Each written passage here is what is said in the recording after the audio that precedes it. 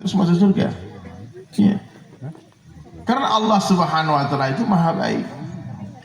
Allah itu sayang kepada kita semua. Bahkan dalam satu hadis diceritakan Allah Subhanahu wa taala mencintai hambanya 70 kali lebih cinta daripada seorang ibu kepada anaknya.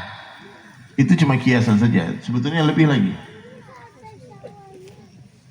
Bagaimana mungkin hadirin sekalian, Allah yang mencintai kita begitu cintanya tega akan menyiksa kita di akhirat?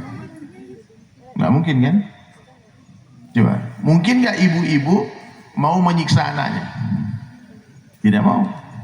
Tapi ada nggak anak-anak yang tersiksa? Ada. Ada nggak ibu-ibu yang pengen anaknya binasa karena narkoba? Tidak ada. Tapi ada nggak anak-anak yang overdosis mati karena narkoba?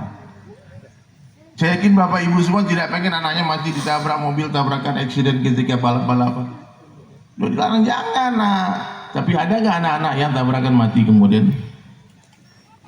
Apakah itu keinginan ibunya? Tidak. Jadi bila nanti di akhirat ada orang yang masuk neraka, itu bukan salahnya Allah. Itu memang orang itu pengen banget masuk neraka. Dan Allah udah nggak kuasa lagi untuk menarik dia, karena dia nggak mau.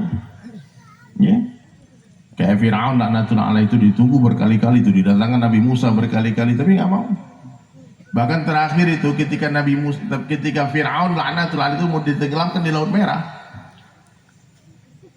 itu Fir'aun tuh berteriak kepada Nabi Musa, "Hai Musa, tolong aku."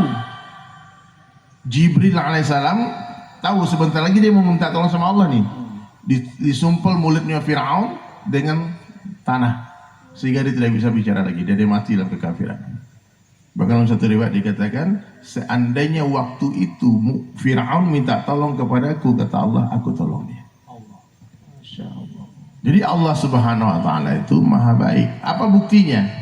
Siapa saja yang berniat berbuat baik, Allah langsung catatkan untuk dia pahala kebaikan. Siapa yang berniat menjadi penghafal Al-Quran, lalu dia mati sebelum menghafal Al-Quran, maka nanti di akhirat dikumpulkan bersama para penghafal Quran. Amin. Baru niat saja. Nanti banyak orang masuk surga ternyata bukan karena amal baik yang dia buat, Ustaz, tapi karena niat baik yang dia buat. Maka tidak boleh punya niat buruk ya. Kalau kita punya niat buruk rugi, meskipun tidak dicatat sebagai keburukan. Bayangkan, orang niat maksiat tidak dicatat dosa, orang niat beramal soleh dicatat pahala. Baik Allah. Ya. Berniat bangun masjid, dapat pahala bangun masjid. Yang jomblo-jomblo niat menikah, dapat pahala menikah. Kalau belum nikah.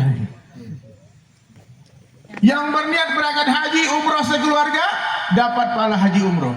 Yang berniat memberangkatkan teman-temannya umroh dan haji, dapat pahala. Waktu niat itu difikirkan, baru niat dapat pahala. Bayangkan, hebatnya Allah. Betul-betul Allah maha baik. Ketika niat tadi direalisasikan,